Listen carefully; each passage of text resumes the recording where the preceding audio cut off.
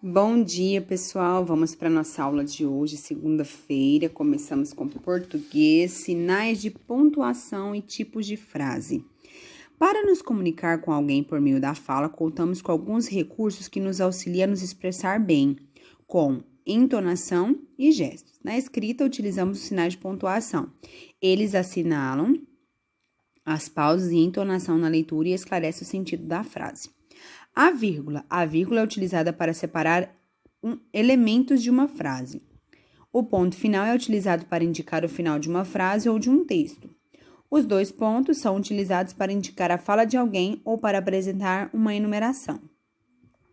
As aspas são utilizadas para indicar uma fala em um diálogo e destacar palavras, expressão ou trecho de outro autor.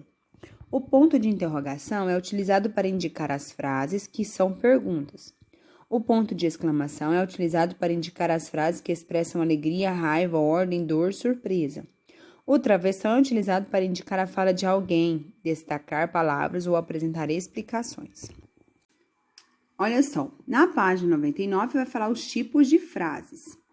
Frases são umas ou mais palavras que transmitem uma ideia com sentido completo. Silêncio, olha o acento, eu amo você. As frases podem ser classificadas da seguinte maneira: declarativa afirmativa, declaram alguma coisa afirmamente. Exemplo, Paulo é, afirmativa, um garoto alto e forte. Declarativas negativas, declaram alguma coisa negativamente. Não gosto de vitamina de abacate. Exclamativas, admiração, surpresa, alegria. Que bebê mais lindo! Interrogativas, uma pergunta. Como você conseguiu fazer toda essa bagunça? E na página 100 vocês vão responder. Leia o trecho abaixo e circule os sinais de pontuação. Todos vocês vão circular. Coloque o ponto de interrogação ou ponto final nas frases. Como vai você? Não é ponto final, já é uma pergunta. Eu vou bem, é uma resposta, então vai ponto final, e assim por diante. Numere a segunda coluna de acordo com a primeira. Ponto de exclamação, onde que você vai encontrar? Lá na de baixo, que belo dia. Muito fácil, né, gente? 2, ponto de interrogação, onde que tem? Hoje você vai ao cinema? Muito fácil, só isso hoje. Olá, meninos, então vamos para a nossa aula de história. Página 36 até a página 42. Na página 36 vai falar sobre a história do município. Município, gente, é o mesmo que cidade. Qual que é a diferença, tia Débora? Porque essa palavra cidade a gente usa muito para diferenciar campo de cidade, não é?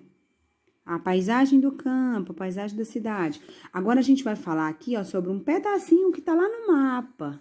Lá tem o país, o estado e a cidade. Então, aqui, município vai retratar a cidade nesse sentido aqui.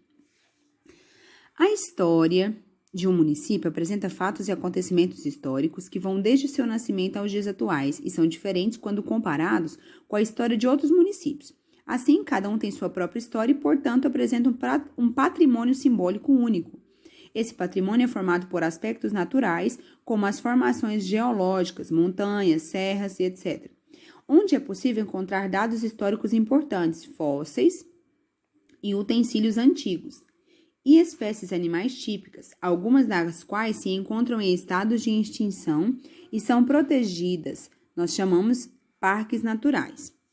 Em nosso país, temos exemplos: o Parque Nacional da Serra da Capivara, no Piauí, a Mata Atlântica, o Atol das Rocas, o Arquipélago de Fernando de Noronha, entre outros.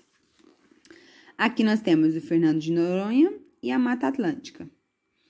Há também os bens sociais construídos com eventos marcantes na história de um município. O momento de sua fundação, revolução, assinatura de tratados importantes, locais considerados como sítios históricos por guardarem resistências de um período muito antigo, além dos costumes e tradições de um determinado povoado de importância simbólica muito grande. Por esse motivo, devem ser protegidos e valorizados por todos. O conjunto de todos esses bens compõe um patrimônio cultural, e assim o patrimônio cultural pode ser material tocável ou imaterial, intocável.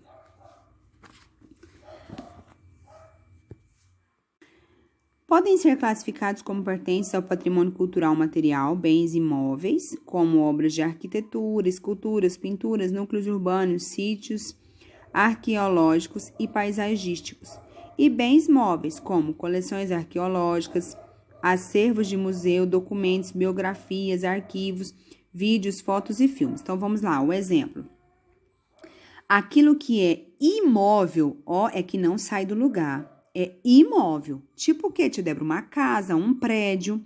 Olha aqui o desenho, tá vendo? Isso aqui é um imóvel. Já ouviu falar assim, a mamãe vai comprar um imóvel. O que ela vai comprar? Ela vai comprar uma casa ou um apartamento, porque não sai do lugar. Aqui, olha só o exemplo dos móveis, bens móveis. Acervos dos museus, o que é isso? Um animal empalhado, um livro, um dicionário antigo, documentos, vídeos, fotos e filmes. Também é importante pontuar que fazem parte do patrimônio cultural os vestígios subaquáticos que estão submersos há pelo menos 100 anos. Gente, até coisas que estão dentro do oceano, ó. Podemos ainda classificar como pertences ao patrimônio cultural imaterial expressões artísticas, plásticas, musicais, cênicas ou lúdicas. Celebrações, conhecimentos, ofícios, técnicas, bem como instrumentos, objetos, artefatos e lugares que se relacionam às práticas culturais.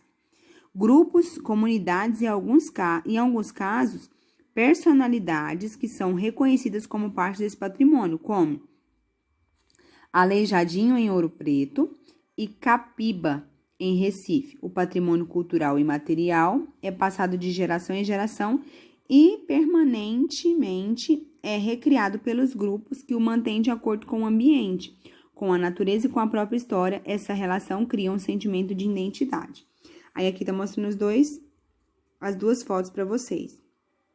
É a partir da história que o patrimônio se constituiu e em toda e cada município é natural que esses bens patrimoniais atraiam pessoas e muitos são transformados em pontos turísticos, sejam naturais, paisagens e reservas, ou culturais, materiais, museus, igrejas, além de polos gastronômicos e centros culturais. Um exemplo, gente, desses pontos turísticos, o Cristo Redentor, né? Todo mundo que vai ao Rio quer tirar foto aonde? No Cristo Redentor ou no Pão de Açúcar, que é aquele morrinho bonito.